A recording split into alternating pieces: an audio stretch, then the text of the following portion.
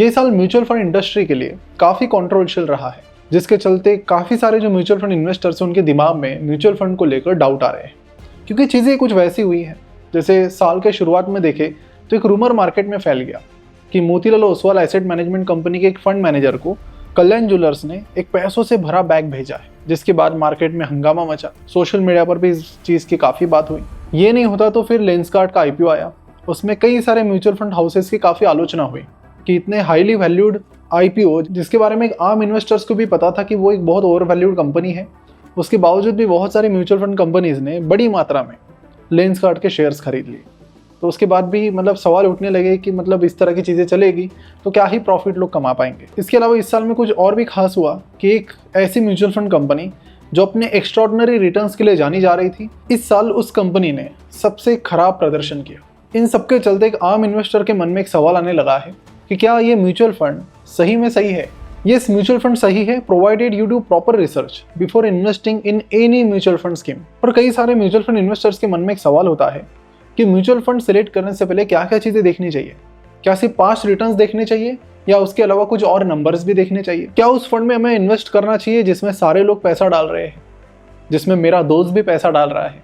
उसके बाद fund manager का ट्रैक रिकॉर्ड कैसे चेक करें, वो कौन सी मिस्टेक्स है जो हमें अवॉइड करनी चाहिए, और खुद कोई म्यूचुअल फंड हमें सिलेक्ट करना है तो वो कैसे किया जाए। ऐसे कई सारे सवाल इन्वेस्टर्स के मन में होते हैं और इसीलिए हर साल की एंडिंग में हम एक वीडियो लेकर आते हैं कि अगले साल के जो म्यूचुअल फंड्स आपको पिक करने हैं उसके लिए आपकी क्या स्ट्रैटेजी होनी चाहिए, किस तरह से आपको वो म्यूचुअल फंड पिक करने चाहिए, सारी चीज़ें। तो ये प्रथा इस साल भी जारी है और आपके जो भी सारे डाउट्स हैं म्यूचुअल फंड के, वो सारे आज के इस वीडियो में कवर हो जाएंगे। नमस्कार, मैं प्रसाद आपका आज के इस वीडियो में स्वागत करता हूँ और आज हम समझेंगे कि how to select the best mutual fund step by step, clearly, logically और विदाउट एनी बायस, ताकि आपका पैसा सेफ भी रहे और टाइम के साथ साथ ग्रो भी करे। म्यूचुअल फंड में मैंने ऑब्जर्व किया है कि सबसे बड़ी गलती जो लोग करते हैं वो ये है कि सिर्फ रिटर्न देखकर इन्वेस्ट कर लेना, कि किसी म्यूचुअल फंड ने पास्ट में अच्छे रिटर्न्स दिए हैं तो बिना सोचे समझे इन्वेस्ट कर देना। और मैं ये चीज़ बड़े कॉन्फिडेंस के साथ कहता हूँ कि जो लोग म्यूचुअल फंड में इन्वेस्ट करते हैं उनमें 90% से ज़्यादा इन्वेस्टर्स, उनको ये भी नहीं पता होता कि वो एग्जैक्टली क्या बाय कर रहे हैं। तो इसके लिए करना क्या है, तो सबसे पहले आपको उस म्यूचुअल फंड स्कीम की होल्डिंग चेक करनी है। जैसे एग्जांपल के हम यहाँ पर HDFC का मिड कैप फंड लेते हैं। अब इस फंड में आपको होल्डिंग का सेक्शन दिखेगा। इस फंड में 76 होल्डिंग्स हैं। अब 76 होल्डिंग्स कंपनीज जनरली हाई मानी जाती है, लेकिन आजकल म्यूचुअल फंड जो कंपनीज है वो ज़्यादा ही डाइवर्सिफाई करने पर फोकस कर रही है। ये तो 76 है, मैंने 125 वाली भी देखी है। इसमें अगर टॉप होल्डिंग्स में मैं देख लूँ तो मैक्स फाइनेंशियल सर्विसेज है, AU स्मॉल फाइनेंस बैंक है, federal bank, Indian bank, Balkrishna industry. मतलब कि यहाँ पर क्लियरली इस फंड का जो झुकाव है वो फाइनेंशियल सेक्टर की तरफ है। लगभग 26% एक्सपोजर इनका फाइनेंशियल सेक्टर की तरफ है। इस फंड के पोर्टफोलियो में कुछ ऐसी कंपनीज भी आपको दिखेगी जो मिड कैप नहीं है, जैसे कि जोमेटो, जिसका मार्केट कैप फिलहाल 2.7 लाख करोड़ है। यानी मार्केट कैप के कंडीशन के अनुसार ये एक लार्ज कैप कंपनी है, लेकिन यहाँ पर इसे मिड कैप फंड ने लिया है। तो होल्डिंग को देखकर 2 मिनट में हमें क्या समझ में आया, तो 3 चीजें समझ में आई। एक तो डाइवर्सिफिकेशन अच्छा खासा है, जो कि थोड़ा आम हो गया है म्यूचुअल फंड इंडस्ट्री में। बहुत सारी कंपनीज इस फंड में ऐसी है जो मिड कैप के डेफिनेशन में नहीं आती। तो सेबी के अनुसार मिड कैप की डेफिनेशन क्या है उसे भी आपको समझा देता हूँ। तो मार्केट कैप के हिसाब से 101 से 250 तक ये जो 150 कंपनीज है ये मिड कैप के डेफिनेशन में आती है। यानी कि पहली 100 कंपनी जो टॉप 100 कंपनीज है मार्केट कैप के हिसाब से वो हो गई लार्ज कैप, उसके अगली 150 कंपनीज हो गई मिड कैप। उसके बाद तीसरी चीज के फाइनेंशियल सेक्टर की तरफ झुकाव ज्यादा है, क्योंकि जो टॉप होल्डिंग्स है उसमें से ज्यादातर फाइनेंशियल सेक्टर की कंपनीज है। तो ऐसे में अगर ये साल या 1-2 आने वाले सालों में फाइनेंशियल सेक्टर अगर आउट परफॉर्म करता है तो आपको ये शॉक नहीं होना चाहिए कि आपका पोर्टफोलियो भी बहुत अच्छा परफॉर्म करेगा अगर आप इस स्कीम में इन्वेस्ट किए होते तो ये सारी ऑब्जर्वेशन आप 2 मिनट में कर सकते हो, ज्यादा टाइम नहीं लगता है। एक और एग्जांपल लेके आपको और आसान बना देता हूँ। तो मोतीलाल ओसवाल का मिड कैप फंड लेते हैं। तो यहाँ पर अगर चेक करें तो सिर्फ 21 होल्डिंग्स है यहाँ पर, जहाँ पर HDFC में 76 थी। इस फंड में कॉन्सेंट्रेशन काफी ज्यादा है और साथ ही पोर्टफोलियो में काफी ऐसी कंपनीज है जिनकी वैल्यूएशन ऑलरेडी काफी हाई लगती है। ऐसी होल्डिंग एनालिसिस आप भी कर सकते हो, ज्यादा मुश्किल नहीं है। इसके लिए आपको 3 चीजें देखनी है। कौन सी है 1 बाय 1 बताता हूँ। तो नंबर ऑफ होल्डिंग्स कितनी है वो आपको देखना है, जिससे आपको पता चलेगा कि भाई कॉन्सेंट्रेशन रिस्क है या फिर ओवर डाइवर्सिफिकेशन है या फिर अच्छे से डाइवर्सिफाइड है, ये क्लियर हो जाएगा। सेकंड चीज, टॉप होल्डिंग्स की वैल्यूएशन आपको देखनी है। एक क्विक लुक डालोगे तो टॉप 10 होल्डिंग्स है उसमें ज्यादातर पैसा ऐसी कंपनीज में तो नहीं है जो ऑलरेडी बहुत ओवर वैल्यूड है। उसके अलावा तीसरी चीज आपको ये देखनी है कि कैटेगरी मैंडेट फॉलो हो रहा है या फिर नहीं हो रहा है। अगर कोई फंड स्मॉल कैप फंड है लेकिन उसमें काफी सारा पैसा उसने मिड कैप में डाला है या फिर बाकी कैटेगरीज में डाला है, तो ऐसे केसेस में ऐसा हो सकता है कि स्मॉल कैप कंपनीज बहुत अच्छा परफॉर्म करे लेकिन आपका फंड अच्छा ना परफॉर्म करे, क्योंकि उसने स्मॉल कैप के अलावा काफ़ी सारा जो पैसा है वो बाकी कैटेगरीज में डाला है मिड कैप वगैरह में। तो 2 मिनट में आप मैगी गैस पर रखकर यह एनालिसिस कर सकते हो, जिसके बाद आपको पता चलेगा कि आप क्या कर रहे हो और कहाँ पर इन्वेस्ट कर रहे हो। तो अगर आपने ये सारी चीज़ें चेक नहीं की है तो ज़रूर चेक कर लीजिए, लेकिन वीडियो खत्म होने के बाद। नंबर 2 चीज़ जो आपको देखनी है कि आपको कैटेगरी को समझना है। देखिए 2 तरीके के म्यूचुअल फंड्स होते हैं, पहले होते हैं एक्टिव म्यूचुअल फंड्स, दूसरे होते हैं पैसिव म्यूचुअल फंड। अभी जो पैसिव म्यूचुअल फंड से ये इंडेक्स को कॉपी करते हैं, जैसे निफ्टी 50 जिसमें इंडिया की 50 बड़ी कंपनीज होती है और हर कंपनी को उसके वेट के हिसाब से इन्वेस्ट किया जाता है। वही एक्टिव फंड्स में एक फंड मैनेजर होता है जो ये डिसीजन लेता है कि कौन सी कंपनीज में अच्छे से सिलेक्ट करूं। तो मैन्युअली वो सिलेक्ट करते हैं कंपनीज को अच्छा रिसर्च वगैरह करके, और उनका टारगेट यही होता है कि इंडेक्स को हम कैसे बीट कर पाए। अब एक्टिव फंड्स की भी काफी सारी कैटेगरीज होती है, पर 5 कोर कैटेगरी समझ लेना काफी है। Large cap, mid cap, small cap, flexi cap और मल्टी कैप। तो लार्ज कैप मतलब आप मोटा मोटी समझ लीजिए मार्केट कैप के हिसाब से टॉप की 100 कंपनीज, फिर 101 से लेकर 250 तक ये जो 150 कंपनीज है ये मिड कैप आ गई, फिर 251 से लेकर 500 तक ये जो 250 कंपनीज है ये स्मॉल कैप आ गई। उसके बाद फिर शुरू होगा माइक्रो कैप, उसके बाद शुरू होगा फिर penny stocks and all. Small cap, mid cap और लार्ज कैप के बाद 2 और कैटेगरीज हैं जिन्हें आपको समझना जरूरी है,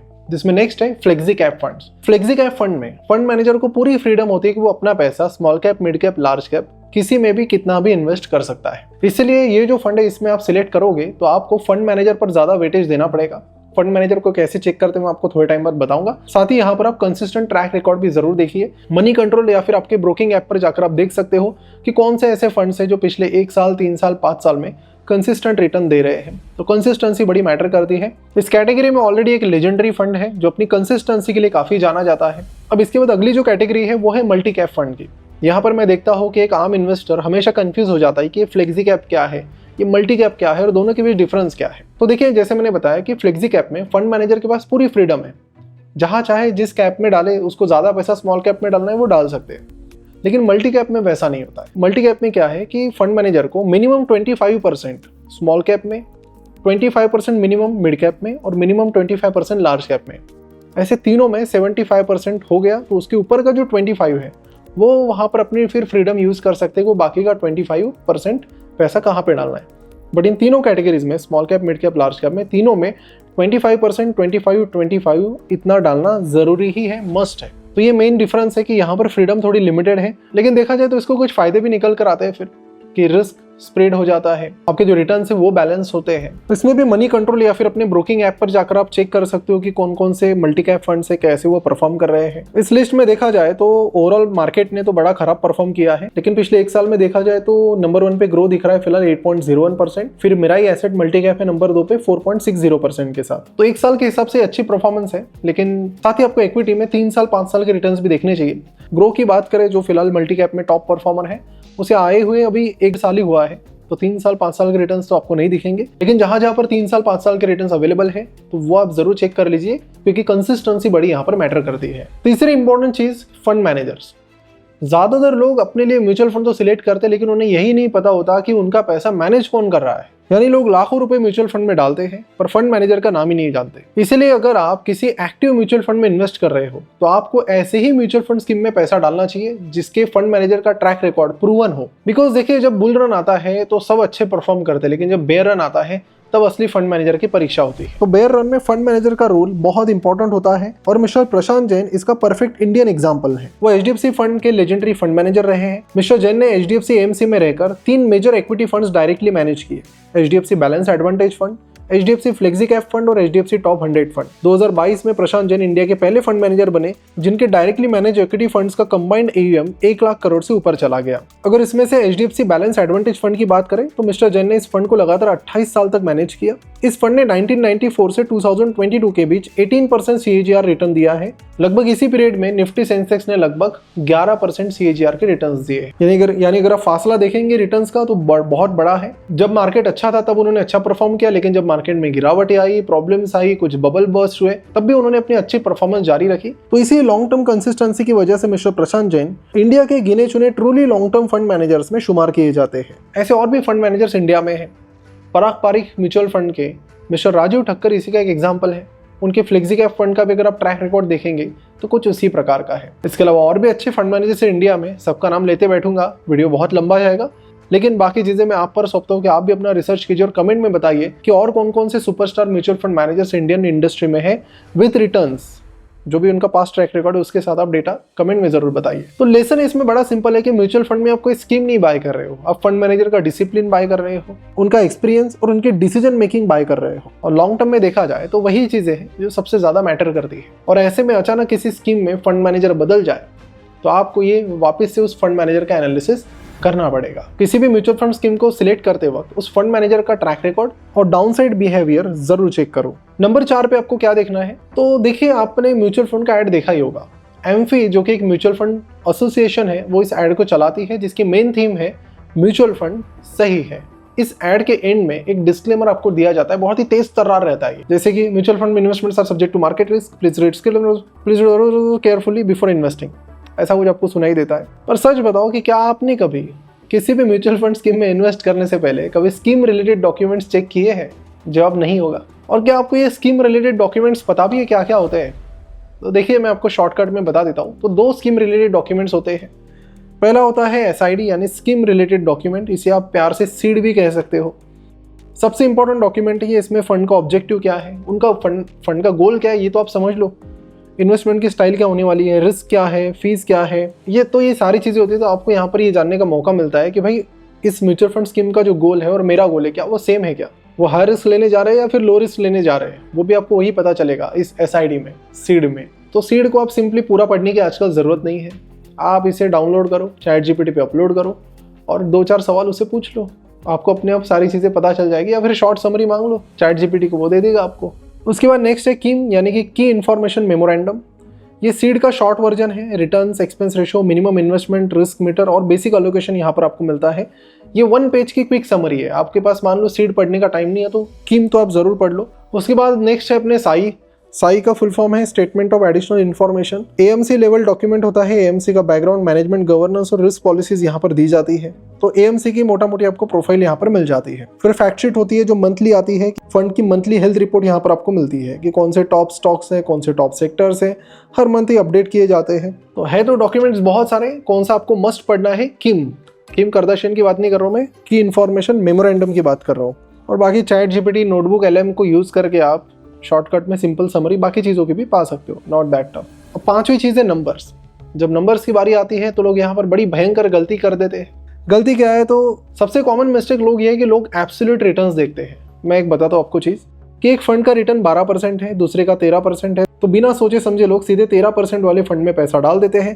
पर यहीं पर एक इंपॉर्टेंट चीज मिस हो जाती है, वो है एक्सपेंस रेशो। एक्सपेंस रेशो मतलब वो फीस जो म्यूचुअल फंड कंपनी आपसे चार्ज करती है आपके पैसे मैनेज करने के बदले में। ये फी आपसे डायरेक्ट कट नहीं की जाती, ये आपके एनएवी के अंदर एडजस्ट हो जाती है और डेली बेसिस पर डिडक्ट होती है और आपको पता नहीं चलता है। तो इसलिए जिस फंड में इन्वेस्ट करो तो उसका एक्सपेंस रेशो देखो कि कितना है। जनरली पैसिव फंड का एक्सपेंस रेशो कम होता है, 0.2-0.3% के आसपास, और एक्टिव फंड्स का 0.5% से लेकर 1.5% तक जनरली होता है। तो सिर्फ रिटर्न्स मत देखो, रिटर्न्स के साथ साथ एक्सपेंस रेशो देखो और देखो कि रिटर्न्स में से उस साल एक्सपेंस रेशो माइनस होते तो आपको एग्जैक्ट रिटर्न कितने मिलते। अब यहाँ पर बहुत सारे लोग ये भी गलती करते हैं कि सिर्फ एक्सपेंस रेशो ज्यादा है तो फिर मत लो, कम है तो लो। ये गलती भी आप मत करो। देखिए कोई अच्छा फंड मैनेजर है, फेमस है, he will charge slightly more expense ratio, high chances. अगर वो आपको ज़्यादा रिटर्न्स कमा के दे रहा है तो थोड़ा ज़्यादा एक्सपेंस रेशो देने में प्रॉब्लम नहीं है। आप एकदम कम एक्सपेंस रेशो दे रहे हो, there are some mutual fund companies एकदम कम एक्सपेंस रेशो आपको लगाएगी लेकिन रिटर्न्स भी कम ही देंगी। तो आपको रिटर्न्स के साथ उसको कंपैरिजन करना है कि भाई रिटर्न कितने, रिटर्न अगर ज़्यादा दे रहे हो आप और फिर थोड़ा ज़्यादा एक्सपेंस रेशो ले रहे हो तो हमें दिक्कत नहीं है देने में, लेकिन रिटर्न आपके भी वैसे ही है जैसे और 4 फंड्स के हैं लेकिन आपका एक्सपेंस रेशो ज़्यादा है तो फिर दिक्कत है।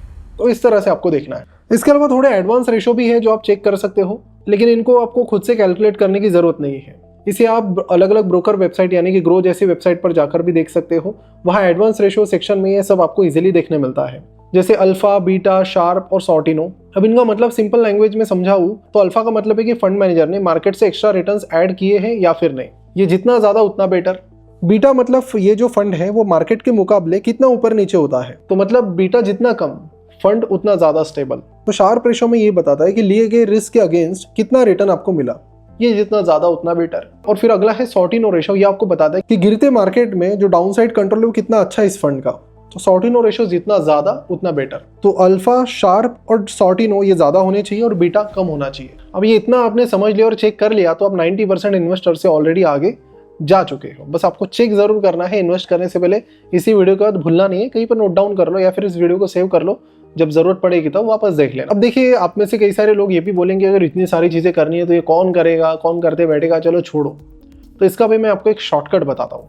तो इसका शॉर्टकट है AI। तो आप ये सारा काम कुछ सेकंड्स में कर सकते हो। आपको बस एक प्रॉम्प्ट कॉपी करना है, उसमें म्यूचुअल फंड स्कीम का नाम डालना है और किसी AI प्लेटफॉर्म पर उसे पेस्ट कर देना है। बस कुछ ही सेकंड्स में आपको उस फंड का A to Z एनालिसिस मिल जाएगा। फिर उसमें फंड मैनेजर की डिटेल हो गई, फंड मैनेजर का स्टाइल हो गया, रिटर्न्स, रिस्क के नंबर्स, फंड किसके लिए सूटेबल है और किसके लिए नहीं। ये प्रॉम्प्ट लिंक जो हमने बनाई है ये आपको डिस्क्रिप्शन में मिल जाएगी। डिस्क्रिप्शन में जाइए, डॉक ओपन कीजिए, कॉपी कीजिए, अपने पास सेव करके रख दीजिए। तो जिसके चलते क्या है कि जो नॉर्मली जो घंटे भर का आपका काम है वो कुछ मिनटों में हो जाएगा। आपको 2 मिनट का टेंशन लेने का काम नहीं। अब वीडियो खत्म करने से पहले कुछ 1-2 चीजें और शेयर करना चाहता हूँ कि जब भी मैं म्यूचुअल फंड इन्वेस्टर से मिलता हूँ मैं देखता हूँ कि ये लोग कुछ कॉमन मिस्टेक्स करते हैं। कौन कौन सी वो समझ लीजिए। शायद अगर आप भी वो चीज़ें कर रहे हो मिस्टेक्स, तो आप भी ये देख लीजिए और उसे अवॉइड कर लीजिए। तो सबसे पहली गलती है कि बहुत सारे म्यूचुअल फंड स्कीम में पैसा डाल के रख दिया। 10-10 mutual fund scheme, 15-15 mutual fund schemes, या फिर एक ही म्यूचुअल फंड स्कीम में सारा पैसा डाल दिया। तो ये दोनों भी एक्सट्रीम्स मेरे हिसाब से गलत है। तो बेस्ट क्या है? तो बेस्ट ये है कि आप 2 से 4 म्यूचुअल फंड में ही इन्वेस्ट करो,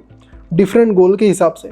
2 स्मॉल कैप, 2 मिड कैप, ऐसा कभी मत करो। एक कैटेगरी के लिए एक ही फंड, और 2 से 4, मिनिमम 2 रखो, मैक्सिमम 4 रखो, एक्सट्रीम केस में 5 रखो, लेकिन 5 के ऊपर मत जाइए। तो होता क्या है कि लोग 10 फंड्स लेते हैं, हर एक फंड में जनरली 50-60 स्टॉक्स होते हैं, तो आपके पास हो गए 600 स्टॉक्स।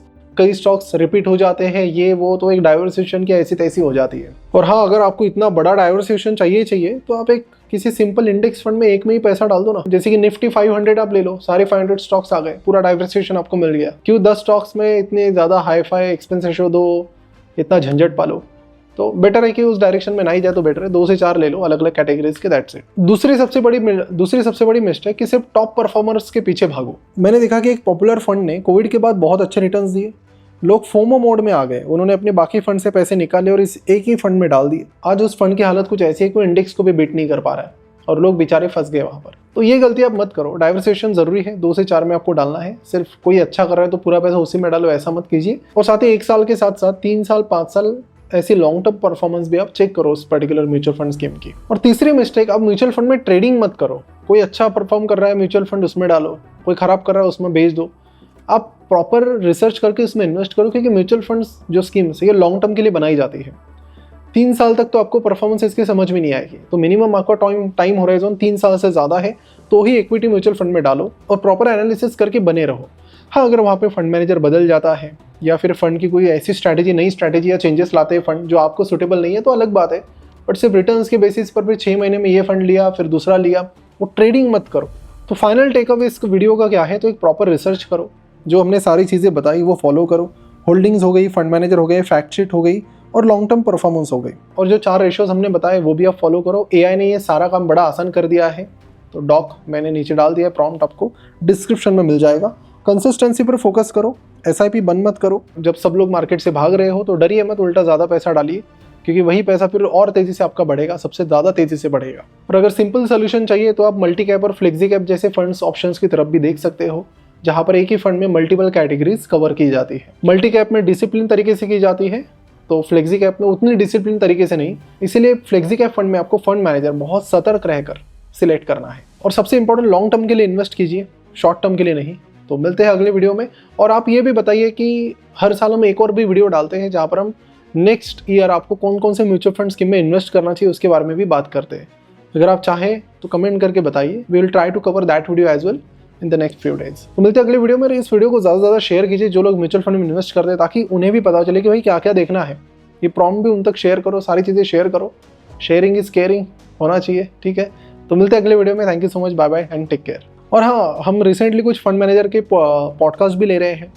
हमने पिछले साल मिस्टर राजीव ठक्कर का लिया था, इस साल हमने मोतीलाल ओसवाल के जो CEO हैं प्रतीक अग्रवाल उनका लिया है। उसके बाद हमने नीलेश शाह जो कोटक AMC के CEO उनका भी लिया है। तो ये सारे पॉडकास्ट अभी लाइनअप है, तो ज़रूर उन्हें भी देखिए, एंजॉय कीजिए। और भी कौन से फंड मैनेजर का पॉडकास्ट हमें लेना चाहिए कमेंट करके ज़रूर बताइए। और साथ ही एंजल वन के जो CEO है मिस्टर दिनेश ठक्कर, उनके साथ भी हमने पॉडकास्ट शेड्यूल किया है नेक्स्ट मंथ में। उनके लिए भी आपके वो सवाल रहेंगे, नीचे डालिए, पूछेंगे हम ज़रूर। तो मिलते हैं अगले वीडियो में। Thank you so much, bye bye, take care.